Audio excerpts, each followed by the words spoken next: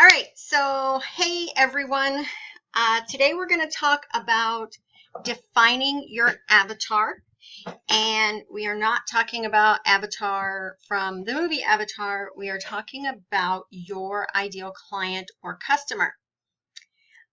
So I'm sure you've heard this before about how important it is to have an avatar and clearly define who that person is, because that's going to help you create the strategy for your blog and or your business. So basically your avatar, we'll go down to this next page here. What is an avatar? Why do I need one? And how do I define mine? Those are the three topics that we're going to kind of focus on today. So what is an avatar? An avatar is a person who represents your ideal or perfect customer. They are the reason you started your business, or for most of you, the reason you started your blog, the person that you want to help most with your business, and the person that you are creating your content for. Basically, they are the person that you are speaking to with your blog posts, with your products, with your opt-in freebies, with everything that you do in relation to your business. They are the person that you are like trying to get the attention of. Okay, so why do I need one? Having a clearly defined avatar or customer enables you to focus your content, your products, services, and especially your affiliate marketing strategy. Without clearly defining your customer, you're basically just winging it, and it will not be effective in growing your audience and income. Knowing exactly who you are speaking to will also enable you to be more productive by creating content that will resonate with an audience much better than creating several different types of things and hoping for the best. And what I mean by that is, you know, I'm sure you've seen what we call lifestyle blogs, or a blog that you think is about one thing, maybe parenting, being organized as a parent, but then like once a month there's a post that has nothing to do with parenting, and maybe it's about blogging or social media, or it's just something that's really not in relation to what your overall purpose of your blog is for. And so knowing who you're talking to through your blog helps you create only content that is going to make an impact on that person. And then the last one is your income. When you know exactly whom you're speaking to, you'll be able to select the right affiliate programs and promote products and services that your avatar wants or needs. It'll also enable you to create your own products that you know they will want to purchase because you know exactly what he or she needs and wants. All right, so how do I define my avatar? And we're going to go into detail on each of these, but be as specific as possible. Don't try to be inclusive of too many variables, and realize that your avatar may evolve over time. As far as being as specific as possible, we're going to go on the next slide into some examples. But keeping it too broad is really, you know, you can go and sign up for every program out there as far as affiliates and just start like throwing stuff out there that you think, like say parenting. These are things parents like. They got kids, they need this stuff, so I'm going to promote this stuff. But if you're not hitting on a key need for that person or that audience, then it's like literally, I'm a fish, I like to fish, so it's like literally throwing your line out there with no bait on it, or throwing a line out there with the wrong bait for the type of fish that you're trying to catch. Okay, so if any of you fish, you kind of can get that correlation. And don't try to be inclusive of too many variables. I kind of talked on this earlier. I think last week I had posed a question about, it was a comment I found in a post in another blogging group that I'm in. And it was about, you know, I think the woman's avatar was women spouses, so wives of police officers. She wasn't trying to accommodate all spouses of police officers, but specifically wives, women.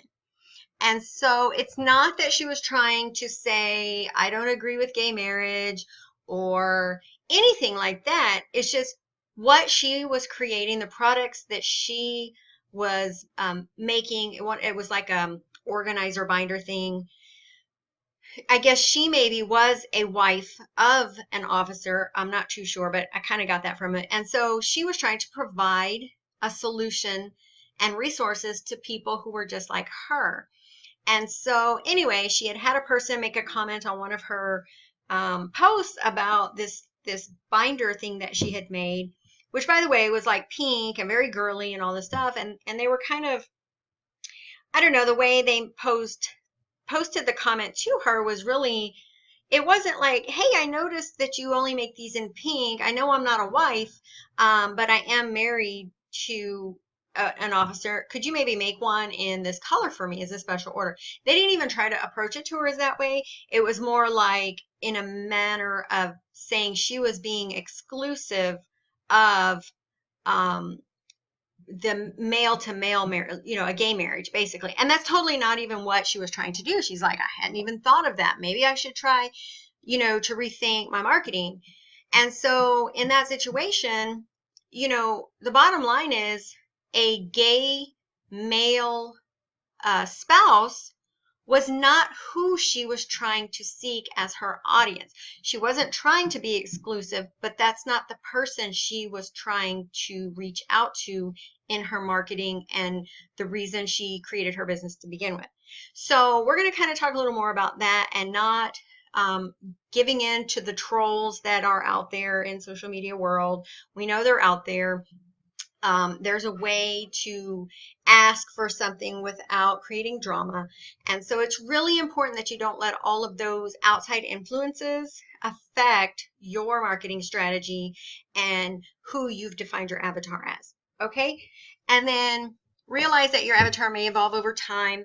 I think we talked about this earlier in the week on one of the threads that Lindsay, when she got started, she thought it was going to be, homesteading and homeschooling kind of thing.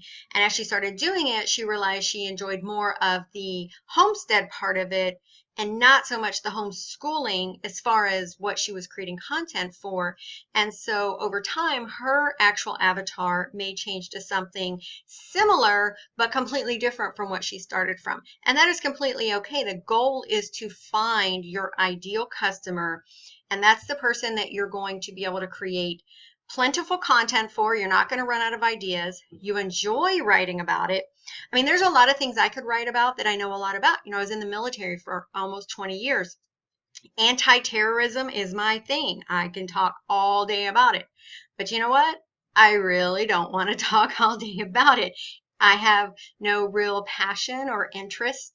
Now, if you ask me to help you with something, yeah, I could totally do that. But to sit and write about this stuff all day, it's just not my thing. And so why would I create a blog to write about something I'm not passionate about? And so finding your passion, figuring out what your customers need and want, and knowing that you can write enough about that stuff to not run out of ideas. Also, to be able to have an avatar that you can also create stuff for, because part of blogging, the next step is to start creating your own product. So it's not just about affiliate marketing, promoting stuff. Eventually you want to get to the point of creating your own things. And so if you know exactly who your avatar is, you know what things that you can create that will make their life better. And so all of these things come into play when you're trying to figure out who your avatar is. Okay, so if you have any questions as I'm talking, because I know I'm kind of talking fast, just post them in the comments, and there is a delay, so I will, as soon as I see it, I'll jump back and answer it for you. Okay, so here are some examples, and this, I just made this up. So in the first one, my avatar is anyone with a special needs child. Okay, well that's pretty broad. How old is the child? What is the specific need of the person with a special needs child? Are they looking for educational resources? Are they looking for, day-to-day living? What type of special needs child is it? Is it an adult special needs child? There's too many variables in that simple statement to be able to clearly plan out a strategy for a business or blog and what you will provide. And so in the next one, My avatar is a woman, 25 to 35 years old, works a full-time job, and struggles with juggling the demands of her special needs child and finding time for her own self-care. So that's a little more in depth, you know, but still within that, I mean, this one I think is okay if you started with this and then kind of worked down from there, because you have to find it as a woman, because anyone with a special needs child could be a man. And not to say you don't want to help the men, but again, speaking to a man versus speaking to a woman and specific needs and the way they think and this, that, and the other all come into play in the content that you're going to put out there. You've got her age range, 25 to 35. Obviously, the needs of someone that young or that age group would be different from a parent that might be older. Working a full-time job, that does have a big impact on what you can do to help them, because obviously they're overwhelmed with time, right? Not having enough of it. And then struggling to juggle the demands of being a special needs parent and finding time for self-care. Okay, so that really breaks down even more of what you would be able to provide, because her specific need is juggling her kid with special needs and her own self-care. So that kind of gives you another area of focus for your blog content, things that you could create to make her life easier, and so forth. So now let's take it one step further. My avatar is Katie, a single mom, 28, who works full-time and has a 5-year-old. I actually meant to put, okay, here we go. I did. She struggles with how to balance work, caring for her autistic child. So now we have, she's single, not married, so she's doing it by herself. She's 28, does work full-time. Her child is autistic, so that's the special needs category we're talking about. And he's 5 years old. You know, and so a 5-year-old special needs versus maybe an older one, depending on the level of autism, it could be a significant difference in how much free time she might actually have to focus on herself. She's always searching for resources that she can do with her child to help him and also provide quality time with him. And she wants to learn ways to get better organized at home so she can take time for herself without feeling guilty about it.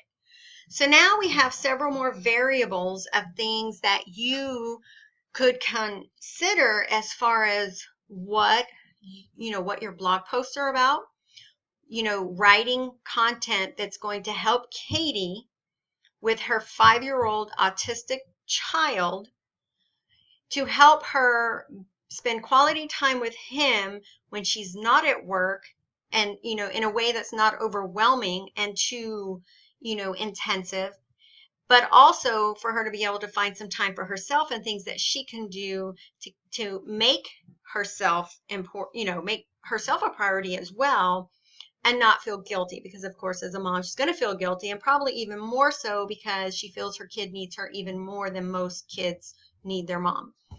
And so you can see as you go from this one down to this one, this right here gives you much more of a goal as far as what type of content to plan out. You know, you wouldn't necessarily, you know, up here, anyone with a special needs child, well, are you trying to come up with foods that they'll eat? Are you trying, oh, and then here, you know, juggling the demands of a child and finding time for self-care. So is the demands really, you know, maybe what can I cook for dinner when I'm working and dealing with my child and this and that? And that's really not what this avatar is needing. It's more about the activities for an autistic child, and also some things for self-care. So really, you know, one mom to another, how, you know, you've made, if this is you, you know, and typically your avatar is pretty close to you, like who you are. A lot of times people will create their blog to talk about something that they know, or it's very close to their heart, or something they're living with themselves. And, you know, that makes it much more easier because you're talking to yourself. So what things have you done that have helped in your life that you can now share with your twin, basically? Okay. Okay. things to consider for defining your avatar. These are all, and again, it's going to depend on, the category of your avatar, but their gender, their age, because age does have a factor on what they need. A younger mom would need way more resources and help than, say, an older mom who has already, gotten the t-shirt for being a mom like 3 times already. Are they single? Is it a single parent? Or, maybe your avatar isn't even a parent.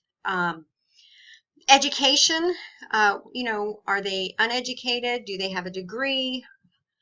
Hobbies, do they have kids? Along with kids, you would define it even more, like how old are the children?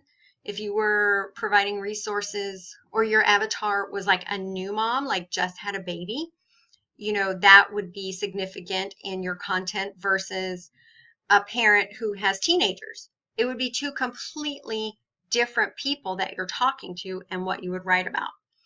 Their employment status, are they full-time employed? Do they work part-time? Are they stay-at-home moms? Are they trying to increase their income? Are they trying to change jobs? This could or could not impact the person that you're speaking to. Again, it's all going to relate to your overall general category.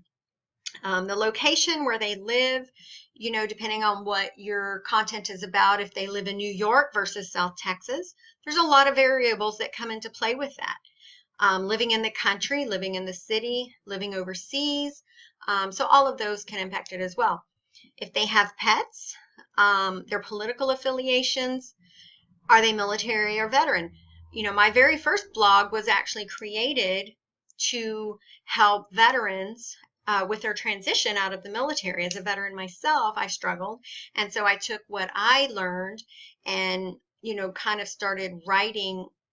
I learned a lot from a job that I ended up getting helping veterans. And so I turned everything I learned from that into blog posts.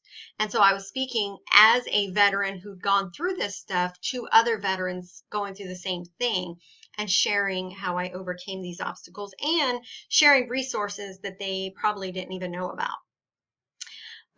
Medical things could come into play as far as your avatar, like the one we were just talking about with an autistic child. If you write about health and wellness, or if you're writing about living with chronic pain, things like that. And then what are their struggles? What are the things in their day-to-day life that they're struggling with that you can provide value and answers and help for? What frustrates them? And from that, what ways can you help lessen their frustration with your content or your products? And when I say products, I don't necessarily mean paid products. I mean, it could be the freebies that you give them, the downloadable checklists and templates and things like that. Remember, the whole point of a blog is to solve a problem. Sometimes that problem is simply having something funny to read if it's a humor blog. But in general, the blogs are created, you create content to solve a problem for another person. My blog, Girl Bosses Rock, is solving the problem of how do I start a blog and figure all this blogging stuff out. So you don't think you have a problem, but it's still a problem because it's something you don't necessarily know how to do. And so my site provides content to teach you these things. And so that's the problem I'm solving. Where do they hang out? Physical and online. So, if we're talking about mommy blogs, and age groups of the children, where are they hanging out? Are they hanging out at the park? Because where they're hanging out could also give you ideas for things to write about.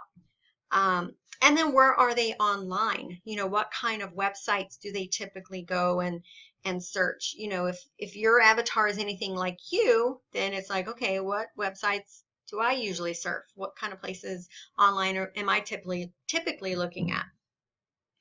What are their fears and what are their goals? Again, this all plays into things that can help you come up with content to provide value and to help them. And then what problems do they have on a daily basis? Like the mom with the autistic child that works full time. What would some of her problems be that you could maybe provide some relief from? Either through, here's some tips, Here's how I did it. Here's some tools, or this one product works really well. It's not so much about selling them something, it's showing them a way out of the madness that they think is their life at that point. Where your avatar matters. Okay, so this is, once you figured out your who the avatar is, you've given her a name or him a name, and you've got them down to a T. Now, where does that come into play? So obviously the first place is going to be your blog, right? Your color, your theme, your logo. If you are, let's say, like health and wellness, typically your health and wellness type websites are not big, bold, bright colors. They have that, subtle, maybe pastels, or maybe like floral, things that you would associate with a spa. Or maybe outdoors, if it was like a fitness blog or something, it would be more pictures and colors that resonate with being outdoors, or if you, like the homesteading, if you have a blog about homesteading, your website shouldn't look like a business site, if that makes sense. And so taking into consideration who you are trying to reach, what colors, what palette, and what type of logo would better work for that. And then, of course, your content, your avatar matters, because basically when you're writing your content for the blog post, think of it as not writing, think you're talking to this person sitting right in front of you. And so writing about the things that would matter to that person the most, and not necessarily about all these other random things. I know around the holidays, gift guides are a big deal, and that's totally fine as long as the gift guides relate to what your general audience is about. I had followed a few bloggers who they did kind of mommy blogs, and a couple, just some general lifestyle blogs, but their blogs were not about business or blogging. And they posted several back-to-back posts around the holidays that came up in their feed. Again, you can create content on a page template and use it and promote it on Pinterest and in a resource library and all that, and that's great. But they had it in their blog feed, and it was about the sales on blogging tools, and there were like several of them. So for that whole month, their readers who weren't looking to start blogs were getting all this information about all the great sales for Black Friday for bloggers. And so it just really did not, well, obviously it didn't convert well, I would imagine. But don't put stuff out there that your audience, your avatar, really probably could care less about. Make sure it's relevant to them, their needs, and how to make their life better. Where it matters is in the post length. So if we're talking about that mom with the autistic 5-year-old, a super long post is not going to do well for her because, well, she doesn't have a lot of time. So maybe just some quick how-to or even video, and that's the next one, with text with some videos work. Obviously, when you're doing tutorials, if you're a craft blogger or something like that, videos do really well. But some of your content, depending on your avatar, that's not craft related might be a better thing. And that is strictly because the person just doesn't have time to read an entire post, but they could totally pop it on their phone and put the earbuds in and listen to the content while they're cooking dinner, or while they're putting their kid to sleep, or nursing the baby, or whatever. So a lot of people don't really think about that part of it, but if you know who your avatar is, if a long text post is going to do well for them, or a video might be a better way. And if you're not like, oh, I don't want to be on video, well, one, get over that, because people like to see the person as a real person, and video does really well. But you can also record, like we're doing this thing here today, and I'm recording the actual screen here, but I could also just record me talking through it. And so there's ways around if you're totally afraid of having your face on screen. The audio version is becoming more and more popular, again, because, you know, we're all always on the go. And especially, you know, in certain niches like parenting, moms just don't have time to sit down and read. And when they do, I'm sure they'd rather read that book that they've been trying to finish for the last month. So if, you know, for me, my podcasts are like my lifeline. Every morning when I'm out walking the dogs, or if I'm working out or doing whatever, pop those earbuds in and I'm getting my education for the day. I don't have time to read a blog post. And so think about that as well. Where it matters is with the stuff, your downloadables, your freebies, the products you intend to sell, or services that you can provide. You know, if you are, again, this is another one I saw on a parenting blog. The opt-in was to get a new blog checklist, a downloadable printable checklist. And it's like, well, this is a mommy blog. I think something more along the lines of how to organize my day when I have 3 kids and, you know, I need to do this and do laundry or whatever. So again, think of who your avatar is.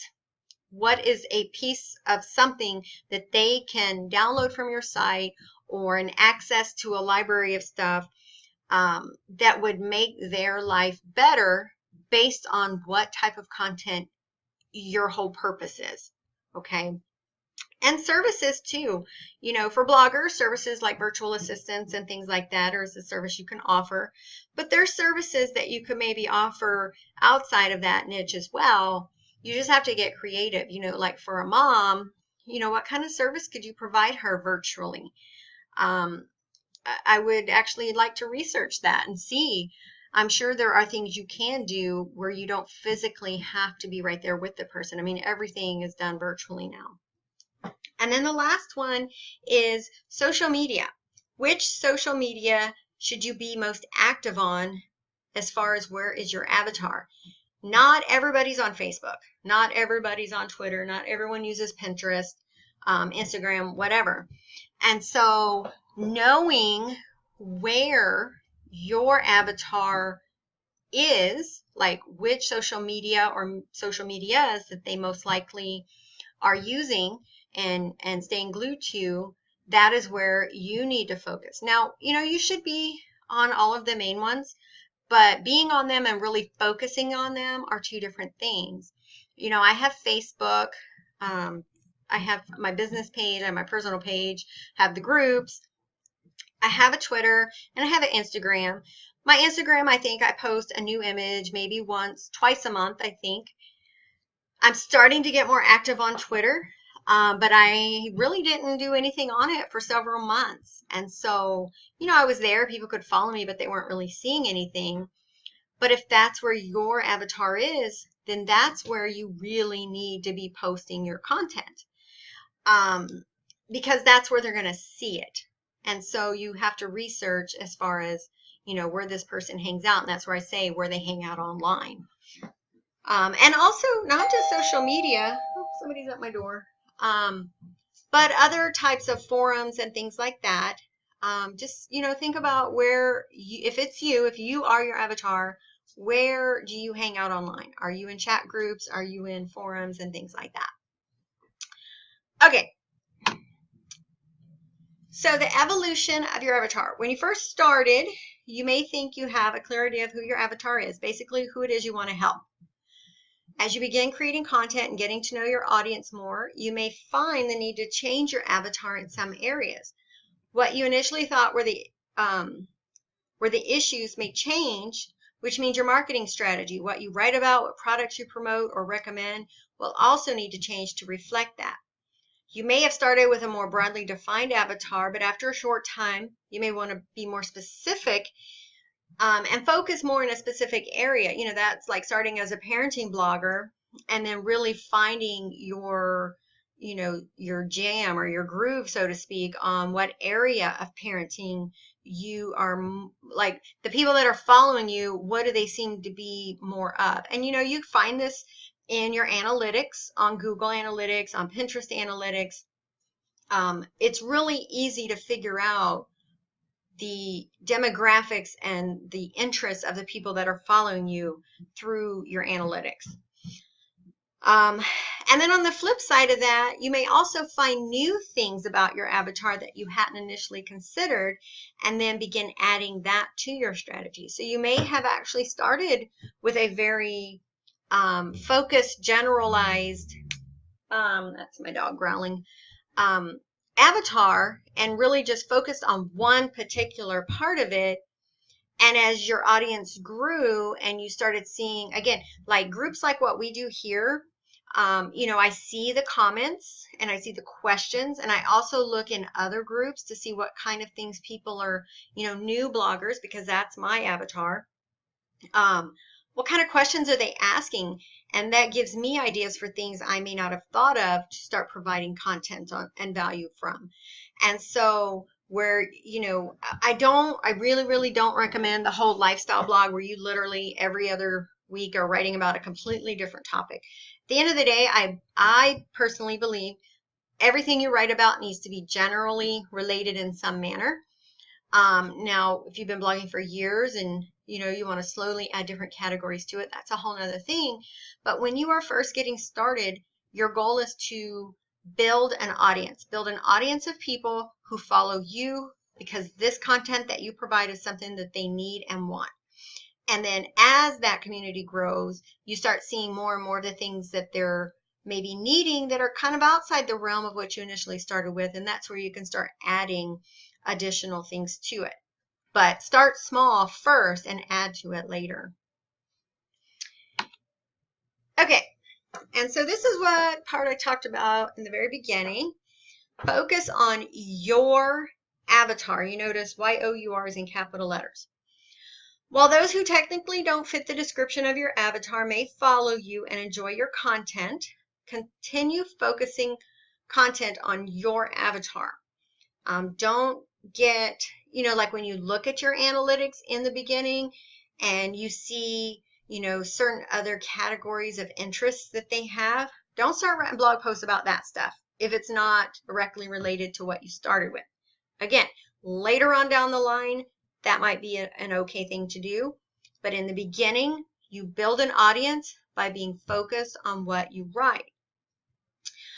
Be mindful of the drama trolls. These are the people like the gentleman that complained about her only making binders or the journal thingy for women. Male spouses were not her avatar.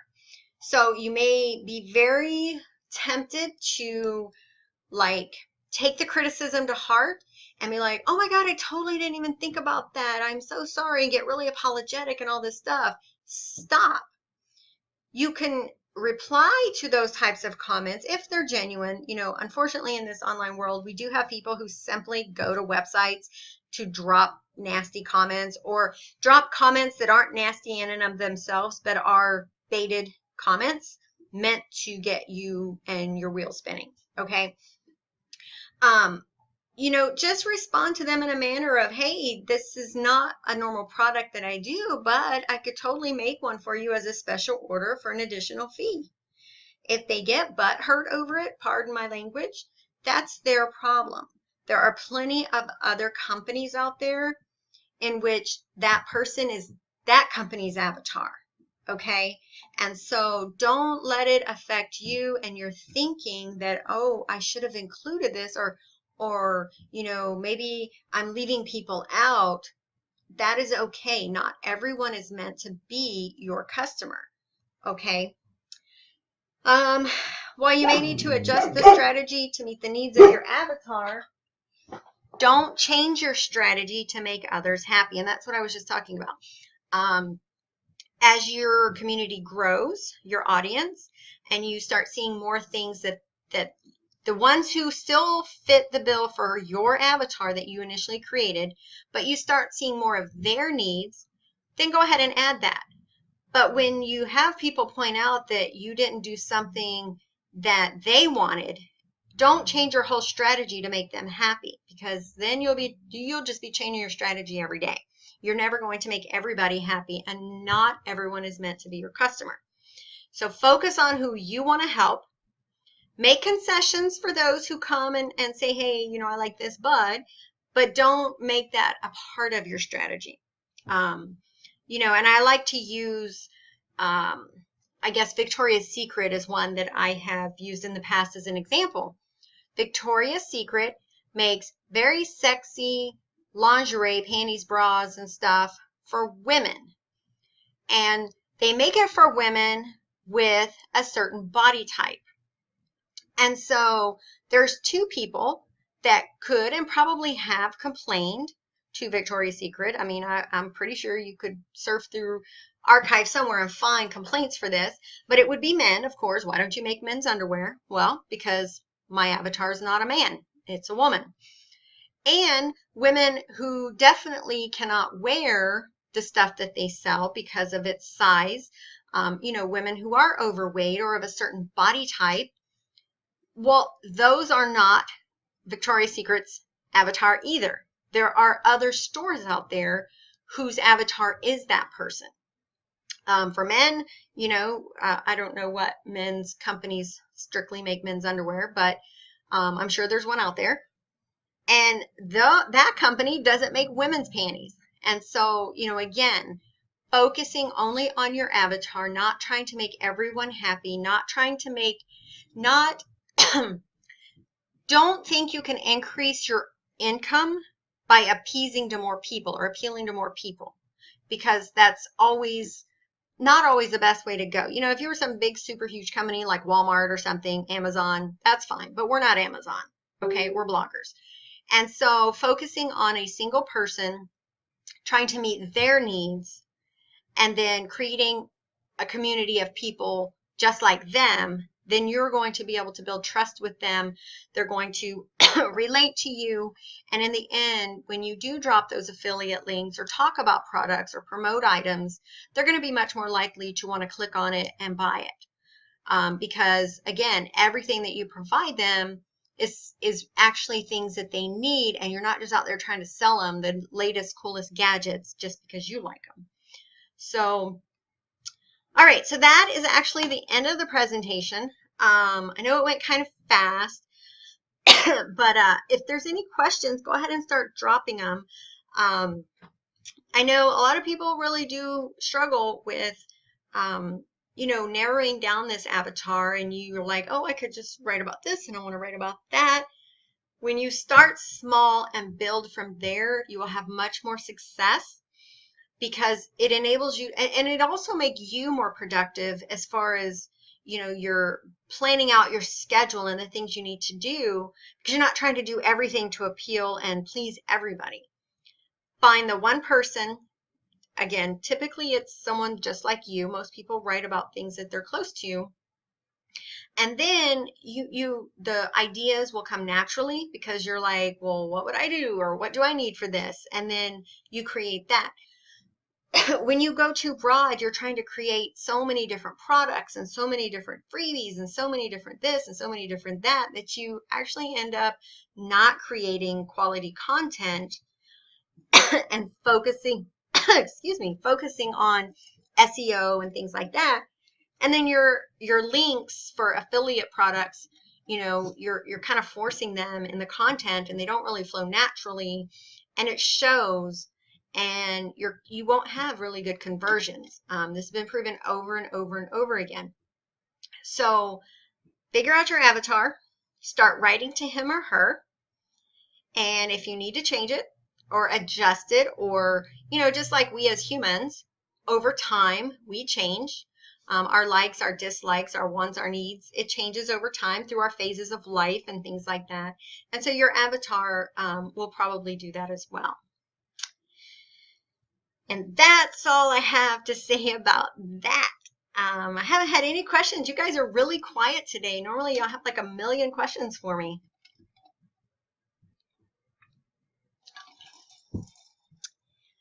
All right, so we'll finish up here. Once the training ends, I will post this video to our wall, and it will also be uploaded onto YouTube. If you have any questions, let me know. And let's see, I got a question here. Rose says, can your avatar be too specific? That seems like it'd be too hard to find, I mean, online. You know, it just really depends. I always say, it's funny, when I talk to people about blogs, they're like, oh, what's a blog? They think it's just like a fashion thing. Only us bloggers know that blogs are really just websites with articles on them.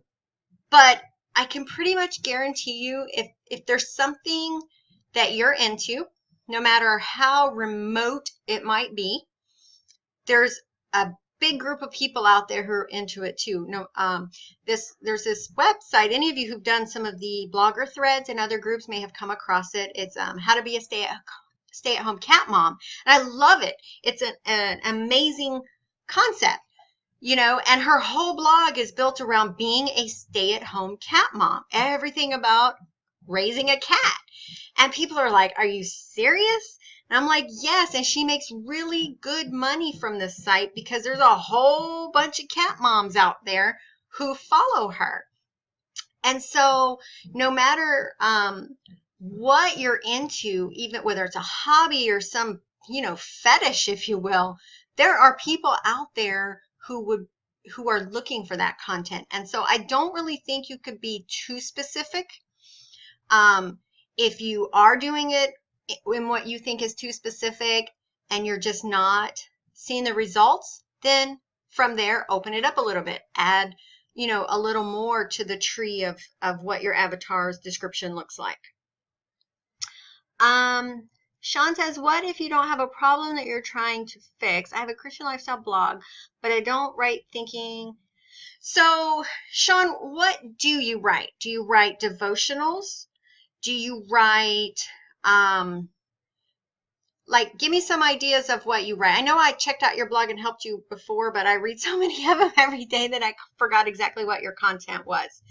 I'm in another group, the Christian women bloggers, and so I see a lot of theirs, and they don't think they're fixing a problem, but in some manner you are. If you are writing a post about living, you know, how to stay close to God as a woman in 2018, or how to, you know, remain a Proverbs 31 woman with social media being so crazy today, or whatever. Those are all solving a problem. You know, anything that you write that someone is looking for, you're solving their problem. It may not seem like you're fixing something per se, the word fix itself. Sean, can you share the link to your blog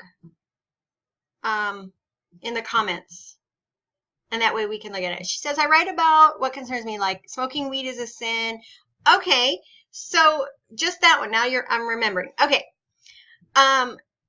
If I'm a Christian woman and I'm seeing all this stuff on the news about smoking pot, and I live in a state where it's now legal, I might be concerned with, well, what does God say about that? And I haven't really found that paragraph in the Bible to really understand it. So by you writing that, you are solving a problem or fixing, and I say fixing / solving a problem, helping them with something. It's all related.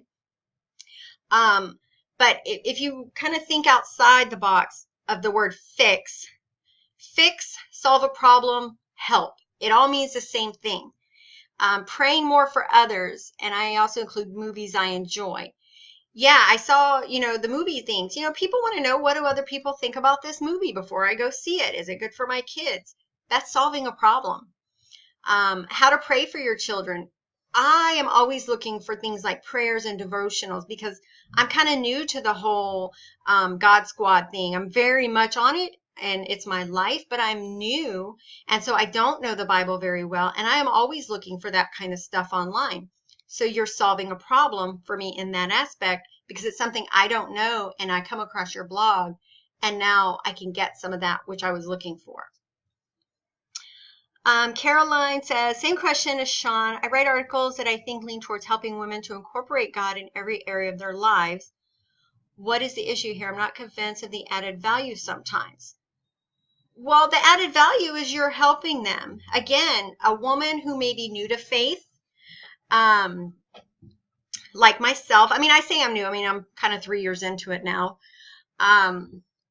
is maybe looking for You know, you can read the Bible, but we all can agree the Bible is kind of confusing if you don't know how to read it right. And maybe you don't live near a church that's really great like mine, who puts everything in layman's terms. And so, you know, just little pieces of life information and how to incorporate God into it, people are actually looking for that stuff.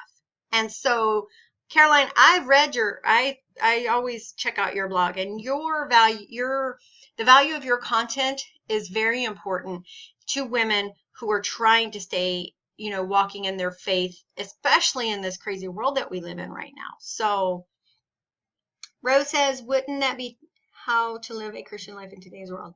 Oh yeah, it is. Exactly, Rose. I mean, anything about how to stay close to God in the world we live in today, you know, and applying it to different things like Sean had the one about, is smoking weed a sin? You know, that's like a legitimate question that people have. And like I said, there's not a chapter in the Bible that specifically says you can only smoke weed if you live in a state where it's legal. So what is the right answer as far as by faith, not by the law? Sean, oh, I see. I write about things that I'm convicted of. Hopefully that will help others. Yes, and that's exactly it. When you write about things that are important to you, that you're passionate about, you know, we always like to think we're special and we're unique, but the truth is we're not. There's so many people out there who are just like us, who are searching for answers.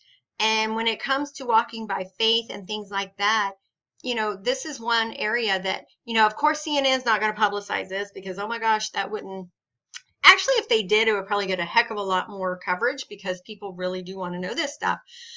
But it's not something that's easily found. There's not a lot of promotion of God and walking with your faith and all of that. It's all the negative. It's all the devil stuff, you know, being nasty on social media and this, that, and the other. And that's what people feed off of. But those of us who are really looking for it, it's even that much harder to find it. So by providing content that you are convicted of, there are other women and other men out there who are going to want to find that information and follow you. I mean, I can tell you that as a person who has sought that information myself. Again, you know, even if it's not about Christianity, it's just some random thing that you're into. You know, I have Dobermans, those the dogs you will hear. I follow some dog blogs because I love seeing other Dobermans and learning about the breed. Okay, Rose, I will talk to you later. Thanks for stopping by. You know, it doesn't matter. Whatever is your thing, there are other people out there who are looking for that thing and they're not writers. And so, you know, people don't buy books as much anymore. They go to the internet to look for the answers to their question. And so whatever it is that you're writing about, if you're passionate about it, you know, I talk a lot about my past struggles, my Jerry Springer lifestyle, and the things that I've been through. And I used to keep all of that stuff to myself because like nobody wants to hear about this. You know, I used to joke because people always complained about the Jerry Springer show. But when I actually did start talking about it and opening up, I found that people were really drawn to it because they too had been through some of the things that I had gone through, and they saw how I came out of it. And so by me writing about these things, it enabled other people to reach past their own demons of their backgrounds or, you know, their childhood, to start doing great things for themselves. And so when you're passionate about something is when it's going to work the most to your benefit. If you write something that you're just like, oh, I think I'm just going to write about this today, you know, it might do okay. But when you put passion behind it, it's going to go a lot further.